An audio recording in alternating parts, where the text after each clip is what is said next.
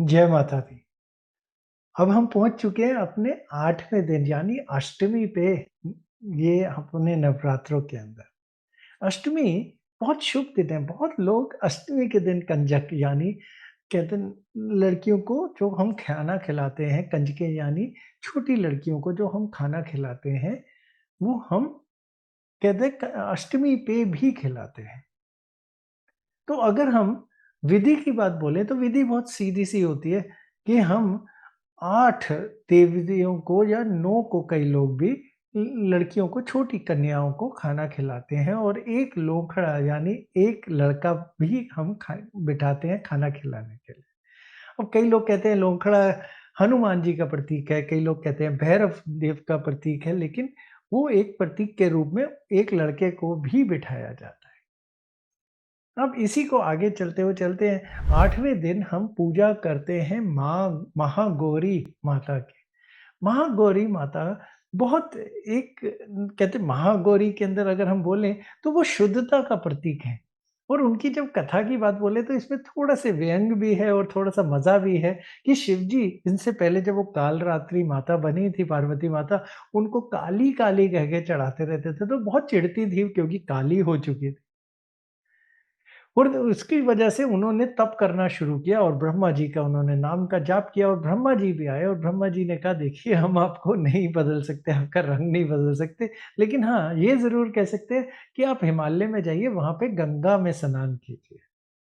तो माँ जब वहाँ पे स्नान करने गई, तो वो बिल्कुल गोरी हो गई और जब वो गोरी होके बनी महागौरी, महा मतलब सबसे बड़ी।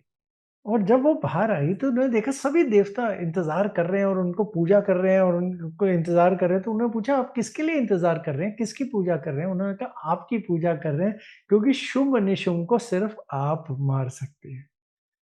क्योंकि आपने जब ये स्नान किया है, तो इसके बाद आप पवित्रता का रूप बन गई हैं और शुभ-निशुंभ को सिर्फ़ आप ही कहते वध कर पाएँगी उनका। तो महागौरी माता ने शुभ-निशुंभ का वध किया। महागौरी माता अगर आप देखेंगे उनके 4 हाथ हैं और वो कहते हैं नंदी के ऊपर बैठी होती हैं, सफ़ेद बुल जिसे हम कहते हैं, नंदी के ऊपर बैठी होती हैं और वो प्रतीक होती हैं सफ़ेद कपड़े पहन के जिसमें पिंक उनका बॉर्डर दिखाया जाता है गुलाबी रंग का और बहुत खूबसूरत सफ़ेद।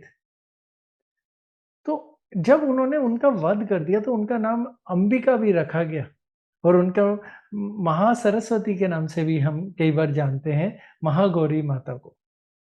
तो महागौरी माता ने उनका वध किया शुंभ-निशुंभ का और वो शिव जी के पास आई और फिर दोबारा शिव जी के साथ कहते रहने लगी। ये उनकी कहानी इस तरीके से आगे बढ़ती है। लेकिन अगर ये बात बोलें कि इनका राशि की बात बोलें तो कन्या राशि लगती है इनके साथ में और ग्रह की बात बोलें तो बुध ग्रह लगता है और रंग इनका गुलाबी। तो जब हम इनकी पूजा करते हैं, महागौरी माता की पूजा करते हैं, तो हम शांति के लिए करते हैं। सबके साथ मिल-जुल के रहने के लिए करते हैं, अध्यात्म के लिए करते हैं क्योंकि ये शुद्धता और हमारे आस-पास शांति प्रदान करते हैं। और यही दिन हम बहुत सबसे ऊँचे दिनों में माना जाता है क्योंकि महागौरी सबसे ऊँचा नाम में एक नाम हम मानते हैं माता के रूप का।